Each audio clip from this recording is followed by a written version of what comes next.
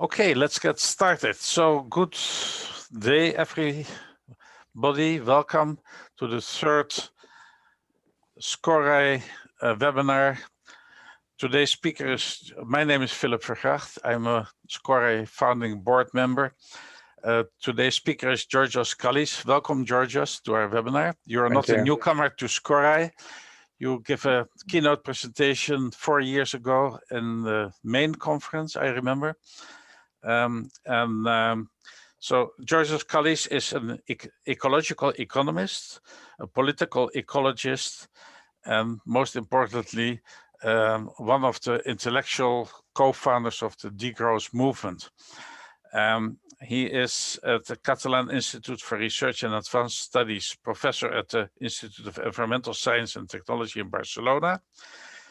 He is the author of, among others, Limits at Stanford University Press, and The Case for Degrowth in 2020. That's what you will talk about today, Giorgos. Your research is focused on the political economic roots of environmental degradation and its uneven distribution along lines of power, income, and class. And your current work explores the hypothesis of sustainable degrowth as a solution to the dual economic and ecological crisis.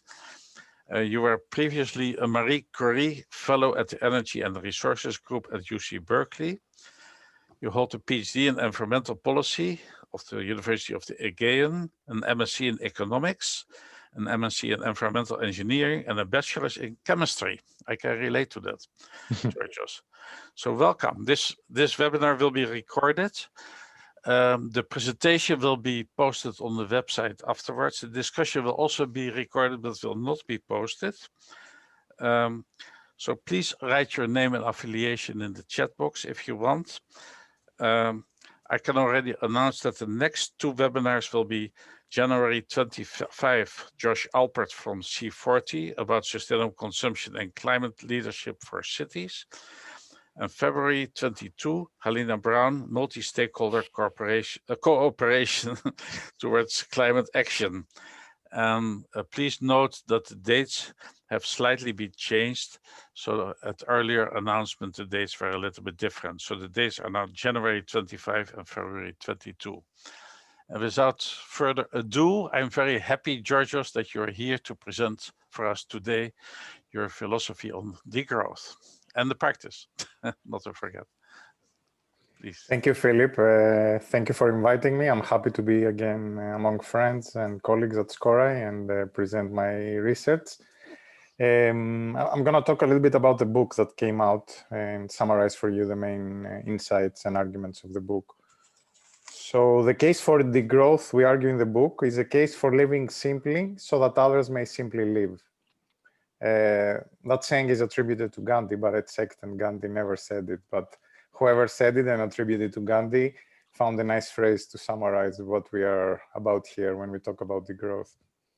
So the case for degrowth is a case for reducing production and consumption in the global north, and especially among the rich 1%, both in the global north, but also in the global south. My case for degrowth today consists of 4 arguments and 1 rebuttal or response, if you may wish. First, I will argue that the current crisis is not a crisis of lack of growth. The current, speaking of the crisis that has been going on since 2008, is not really current, is a constant condition. But it's rather the result of unbearable social and environmental sacrifices in the altar of growth. Second, I will explain how degrowth must be rooted on different ways of being and relating. For shorthand, we can think of the idea of simplicity, different way of being, and the commons, a different way of relating. Third, I will present 5 core policies crucial for a transition towards degrowth. And fourth, I will explain how I see the politics of degrowth as an articulation, as I will share with you, between the personal, the communal, and the political. Finally, I will close responding to 3 common objections. First, that degrowth is unnecessary because green growth can do the job. Second, that degrowth is unjust because the global south and the poor need to grow. And the last objection that I will address is that degrowth is politically impossible. This more or less, the structure of the talk is also the structure of the book. Each one of these is our main chapter, with the final chapter, which is on frequently asked questions, of which I highlight here 3 of them, but there are many more in the book. So let me start with the first point, sacrifices in the pursuit of growth. This is what the graph of global GDP growing 3% each year looks like. Compare, if you want, in the graph 2018 to 2100. Look how much the economy we expect it to grow at the so-called natural rate of 3% growth each year. Compound growth is the madness of economic reason, political economist David Harvey wrote in his latest book, The Contradictions of Capital. Indeed, I would say. We joke a little bit in our book. This was my joke. I don't know if you'll find it funny or not, but I'm saying that to the archaeologists of the future, our civilization's obsession with this graph, with growth, will seem as strange as that of ancient Greeks seems to us today. And we say, how come these so clever people that invented philosophy and mathematics were worshipping 12 gods living supposedly on a mountaintop and masqueraded as bulls to come down to earth and have sex, no? It seems like this contradiction of how rational people could believe something so irrational. And our irrational belief on this compound growth, on the infinity of this compound growth, is probably even more deadly than the sacrifice of hundreds of thousands of humans on Aztec pyramids. Because consider how much we are sacrificing in the pursuit of this craziness here, of this upward going graph. The austerity cuts to keep overdeveloped economies growing.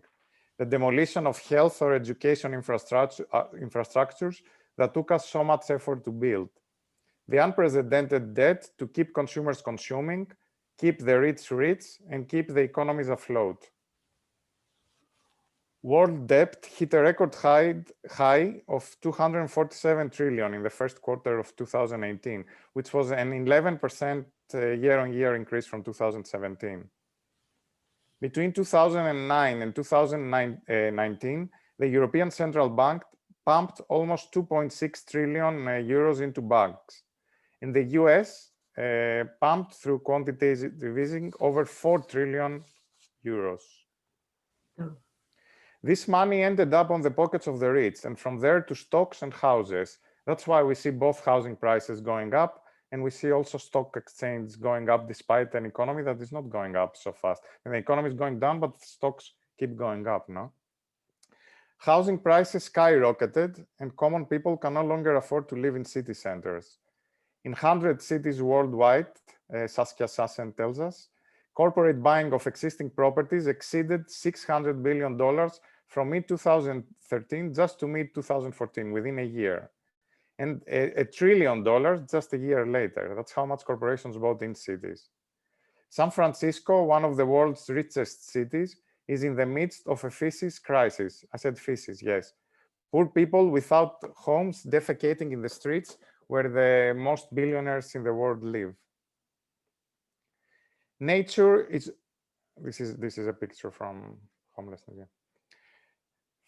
Nature is also sacrificed in the altar of growth. Plot any graph of a global environmental impact, carbon dioxide emissions, water use, ocean acidification, waste dumping, and you'll find a hockey stick figure like that of GDP.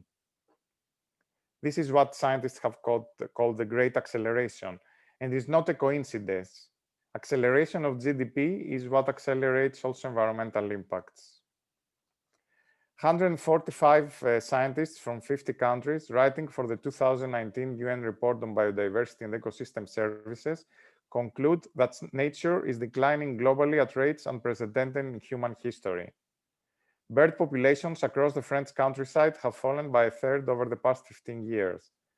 3.5 million bee colonies have been lost in the US from the 6 million that existed in 1947. And I can keep giving frightening data like that about the collapse of global biodiversity and global ecosystems. If all countries were to meet their commitments that they made in Paris, global temperature would still increase a disastrous 3 degrees Celsius. IPCC's climate models keep squaring growth with 1.5 degrees Celsius, but they do that only by assuming unproven and untested bioenergy with carbon capture that will supposedly sometime in the future take carbon out of the atmosphere.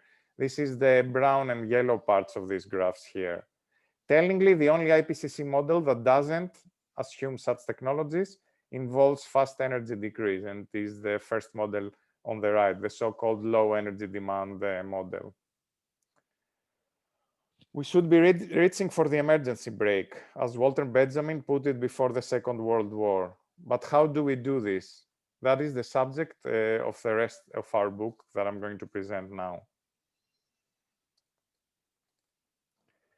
To think what is to be done, one needs to start from those who are already doing things differently, those who live simply so as to let others simply live. I'm going to talk about some famous people first, but think of Pope Francis, who eschewed this palatial papal residence that you see here in the picture in favor of a hostel suite next to the Vatican, next to the palace. Or think of the former president of Uruguay, José Mujica, who lived at his humble farm on the outskirts of Montevideo, donating 90% of his presidential salary.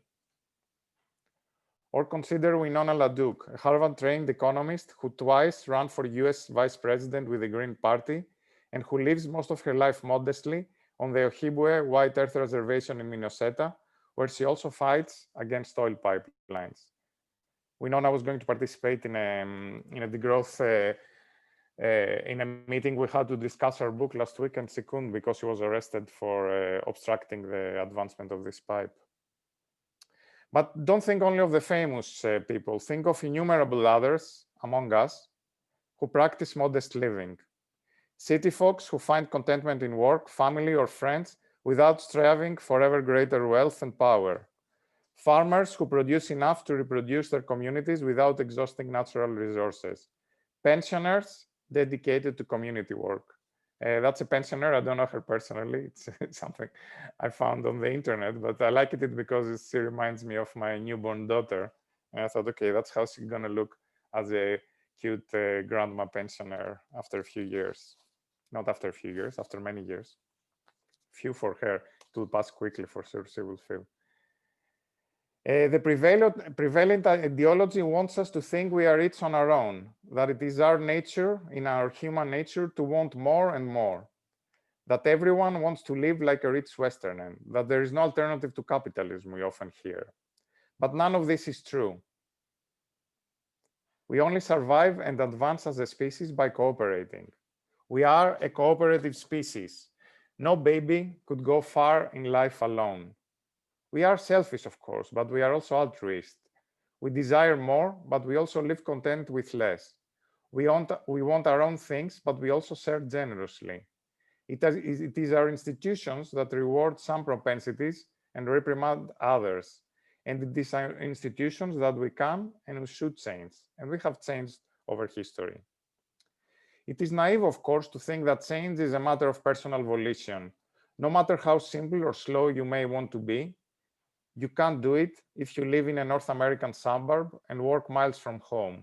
Car driving is the only option, and a big car might be necessary even for your safety in driving these crazy highways. If you live in Copenhagen instead, surrounded by beautiful bike paths, it is easier to cycle to work or school together with 50% of the population. Conducive environments co-evolve with personal desires and habits, networks, and changing institutions, as we argue in our book. As people come together to do things differently, they also organize politically to defend and assist their way of living and being. People are already doing things differently. As feminist economists Gibson Graham argue, the capitalist economy is just the tip of an iceberg sustained by immense voluntary, reciprocal, and not-for-profit activity.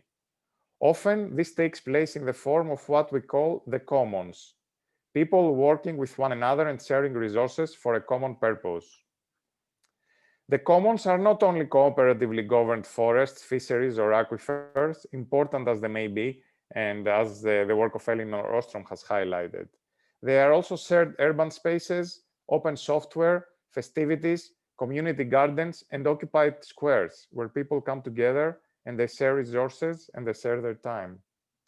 Against pushes to privatize and commodify the commons, movements have defended, and reclaimed the commons. These struggles and community economies are the roots upon which we argue in the book we should cultivate degrowth. In the city that I live, Barcelona, there are some 300 cooperatives interconnecting 10,000 people and supporting the livelihoods of 6,000 more. If you are in Barcelona, you can become a member of the energy cooperative. That's the picture from them, Som Energia, getting 100% renewable electricity at affordable cost at your place. Share an electric car through another cooperative, Som Mobilitat. Connect to the internet through the cooperative Som Connexió. Receive primary care through the COS Health Cooperative. Live in a co-housing unit built by the architect cooperative Sostra Civic. Take turns in parent-run childcare groups that abound around the city and in my neighborhood. Grow vegetables in a community garden very close to your house. Buy produce from local farmers through a consumer cooperative. Or listen to new bands in citizen-run social centers called Ateneus and who have a very long history here in the city. By participating in the economy of the commons, you produce and consume differently, and you devote your time and resources to a parallel economy. Crucially, by being a commoner, you are part of the broader change you want to see, like the first traders and bankers in the nations of capitalism were. But now here we can become actors in a new system that it's going to be the great transition after the state and the regime we are in. In 2015, in Barcelona, we elected in government the Party for the Commons, Barcelona en Comú, a movement party staffed with seasoned activists from the city's commons. Barcelona en Comú protected the existing and opened up new commons. And this, we argue in the book, is what coevolutionary possibilities towards the growth could look like. Rooted in the commons in the city, a movement emerged, occupied the squares, and evolved into a political movement that in turn took state power and used this state power to support the commons more. But in more general terms, what can a movement party that takes state power at a national level do that would be in a direction of the growth and the commons?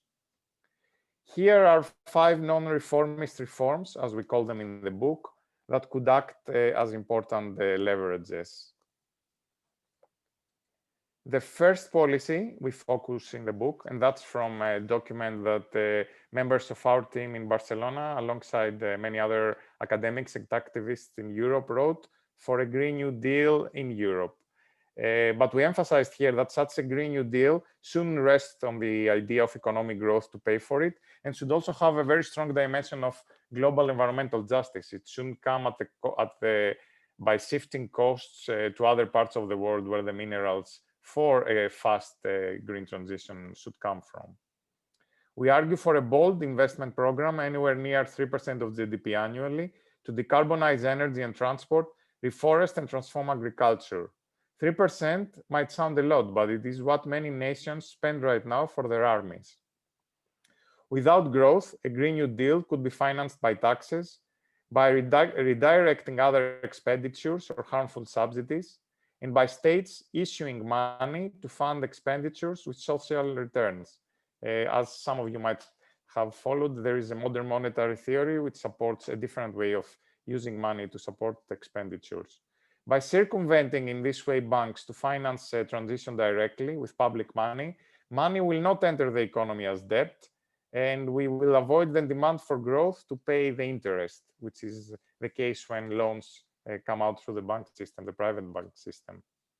The second proposal we advocate in the book is for a universal care income and universal basic services. A basic income at around 20% of per capita income can be funded with an increase of taxes of the top 15% of income. Simulations from Catalonia have showed. Unlike others who emphasize the basic income, emphasize it as a basic level to avoid poverty and give basic rights to everyone, we call this a care income to emphasize that it is given in recognition to the unpaid care work that all of us, and mostly women, do unrecognized, and without it, economies could not exist to begin with. And our group here in Barcelona is part now of campaign for a care income, together with groups of feminists and alliance with feminists from around the world. The third proposal that we advocate in the book, and this is a follow-up on research that I've done with Nicholas Ashford in the past, is the proposal to reduce working hours, 1 day less per week, sharing this way the available work among more people, reducing unemployment, distributing more fairly the benefits of productivity, and reducing environmental pressures.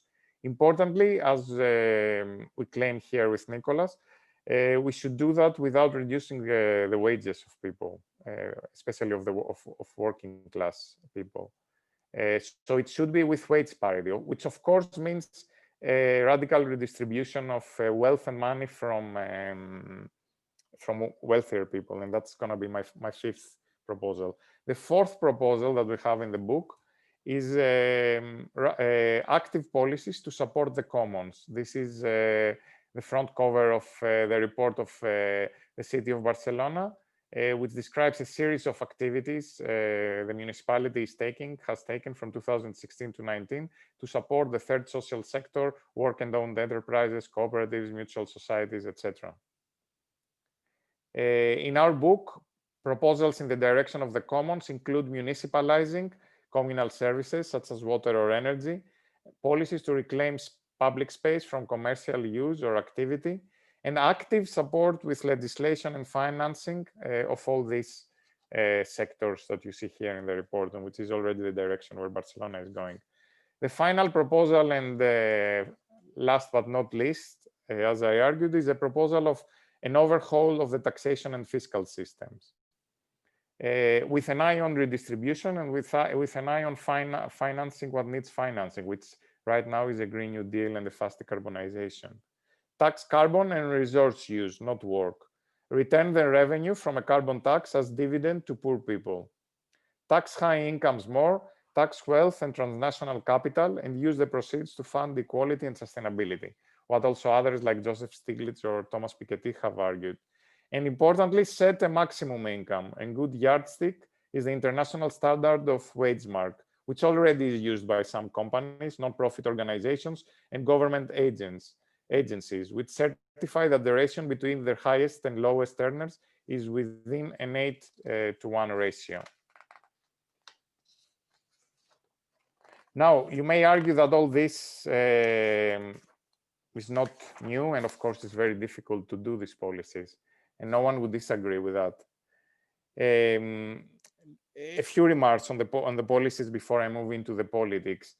These policies have been proposed before, but our difference here is that we consider them as levers for a green transformation beyond growth and capitalism. These policies have in mind the idea of how to socialize property and how to redistribute resources and time out of capital circulation and out of the pockets of the wealthy.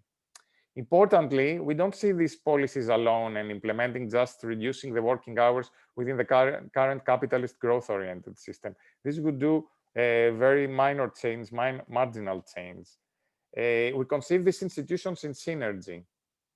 For example, resource, corporate, and wealth taxes may fund Green New Deals or basic services, relieving the pressure for growth to pay for them. Basic incomes or carbon dividends might stimulate consumption, but if we put resource and carbon taxes, we disincentivize ecologically harmful choices. Community economies strengthened by our policies offer outlets for creative energies, liberated by reduced working hours or secured by a universal income.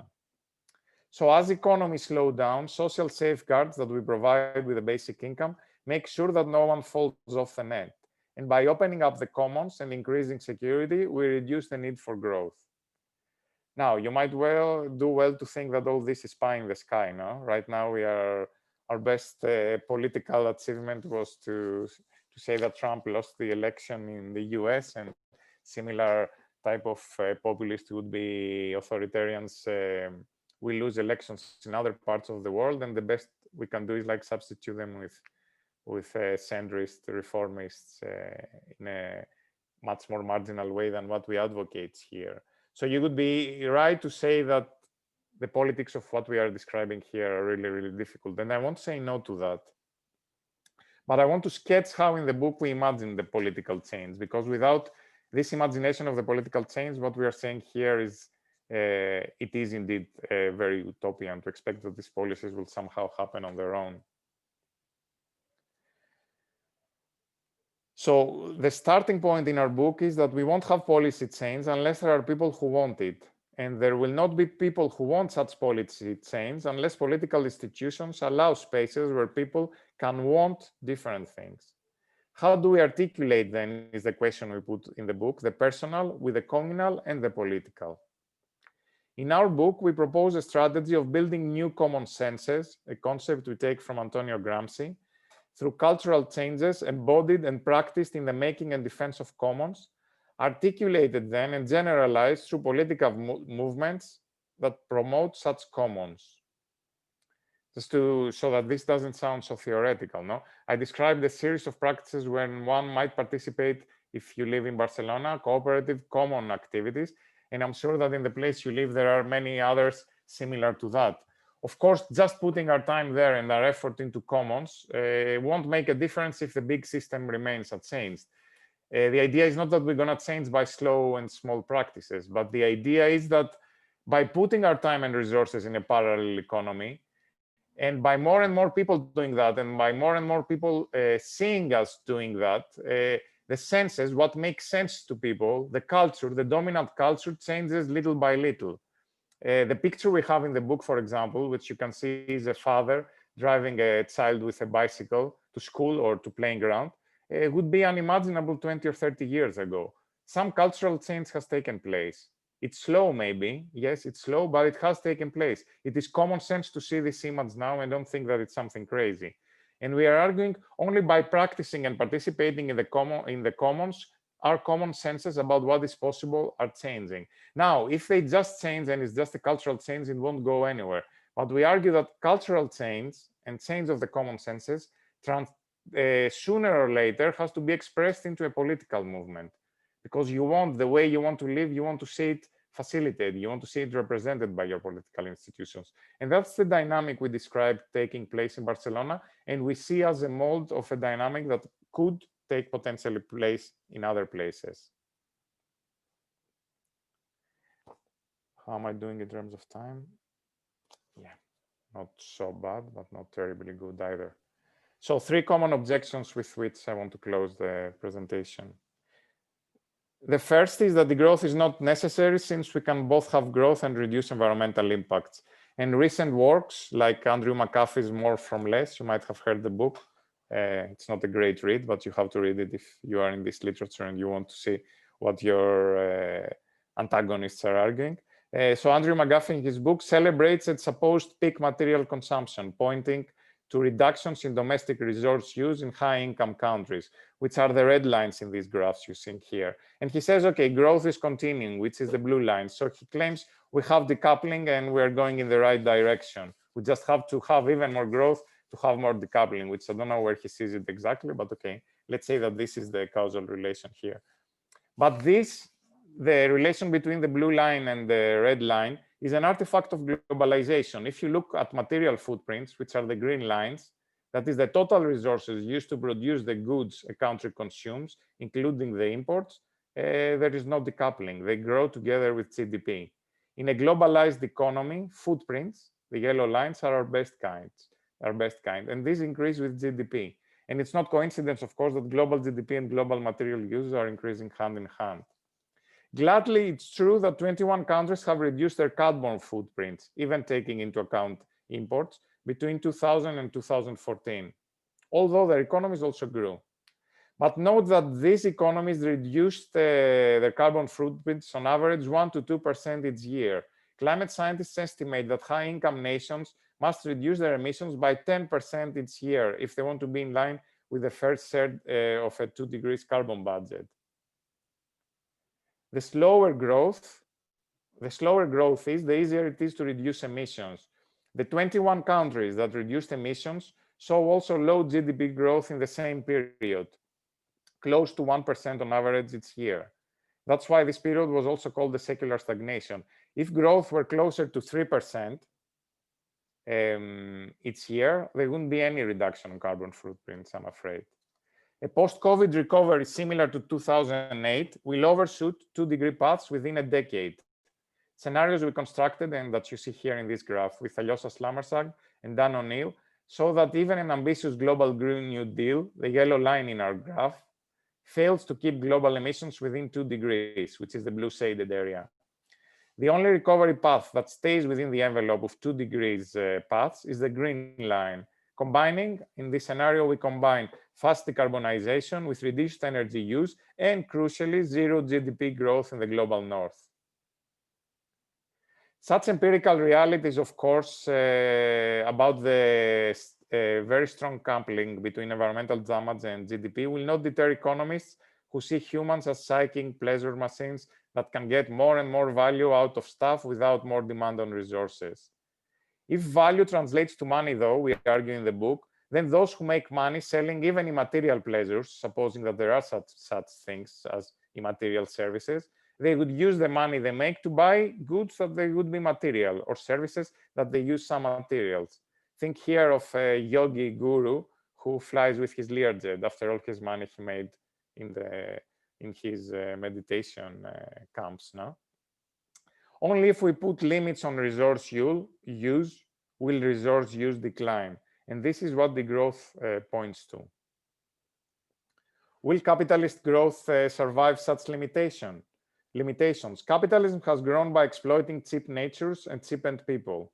To think that somehow capitalism can still grow without being able to exploit more resources at cheap prices, and thinking that it can do it without cheapening and exploiting people more and more, I'm afraid is like thinking that you could force the players of a basketball team, think of the LA Lakers, to play just with one hand, with one hand behind their back, and that they would still win the NBA. I mean, resources and human resources are the fuel of capital growth. To think that growth would be possible just by being very inventive, I think it's quite utopian in the bad sense. The second critique we face is that Degrowth condemns poor countries and people to stay poor. To be clear, with Degrowth, we address the well-off people in the global north and in the global south, the elites. But we do believe that the growth in the north will relieve pressure from extraction and unequal exchange on impoverished nations. It will also open up political space to those who fight for alternatives to a one-way future of Western-based development in Latin America or Africa. People who fight for alternatives there should know that we here in the belly of the beast levy the same fight where we live, and we fight the ideology of growth where we started, in the West. In this way, we open up space for the pluriverse of alternatives, which has been so brilliantly covered in these books. Alternatives to growth-based development from all over the world, not using the terminology of degrowth, but being very keen in spirit and in political orientation. To claim that the North should grow out of charity for the South is a bad joke, thinking of all the colonial pillage that made growth possible in the first place. As Jason Hickel reports, donor countries reappropriated 2.5 times the aid they gave developing countries through debt payments and capital flight just the last years. So we give with one hand and we take double with the other hand. Growth, also as this graph shows, is an ineffective mechanism for alleviating poverty. This is how much different brackets won on average from global GDP growth from 1980 to now. Or to give different figures, in countries like the US or the UK, around 15% of the population remains poor. And this share is the same since the 1970s, despite a fourfold increase of the economy. The poorest 60% of humanity receive only 5% of all new income generated by global growth. At this rate, Jason Hickel calculates, it would take 207 years to eradicate poverty at $5 per person per day. And the global GDP by now would be 175 times what it is now. Average income would have to be a fantastical 1.3 million per person per year, so that the poorest two-thirds could earn just $5 a day. That's the ridiculousness of saying that we grow the economy in order to help the poorest of the poor. The last critique, and the one I take more seriously, is that the growth politics are utopian. Indeed, as William Rees wrote, the ecologically necessary might be politically impossible, and the politically acceptable ecologically impossible. But still, the political difficulties of degrowth do not make green growth any more possible, I would argue. Granted, a transition away from growth will not happen just because we have strong arguments. Building commons and winning elections seems also a painfully slow and uncertain process. And the reaction, the political reaction, should not be underestimated. Judging from the reaction, something much more prosaic, like wearing masks, has received, things, we have to admit, do not look very good. Those of us who write about degrowth are not oblivious to these difficulties. We realize that we cannot wish growth and those who defend it away. We realize that capitalist economies do depend in very strong ways on growth, and that when there is no growth, people suffer. There are, of course, solid ideas on how economies can be stabilized without growth, or how to secure well-being without growth. But the politics of making these ideas dominant are far from easy, especially in a multipolar world driven by economic and geopolitical competition, where the economically weak are dominated by the military strong. And transition to something akin to degrowth would be messy, no doubt, and if it were to happen, it would be under conditions that will not be of our own choosing. As we overshoot planetary boundaries, and as the planet heats, we should expect more and more economic and social instability. And this will bring new political dangers, but as we insist in the book, and writing in the midst of a COVID crisis and lockdown, it brings also new political possibilities, to which we should not be pessimistic, and we should not close our eyes just by the sheer seeming impossibility of the task of the transition. Our responsibility as scientists is to state clearly which paths are feasible and desirable and which are not. And our tasks as citizens is to work with others to chart desirable paths and not digress to the barbarianism that business as usual holds for us. Thank you.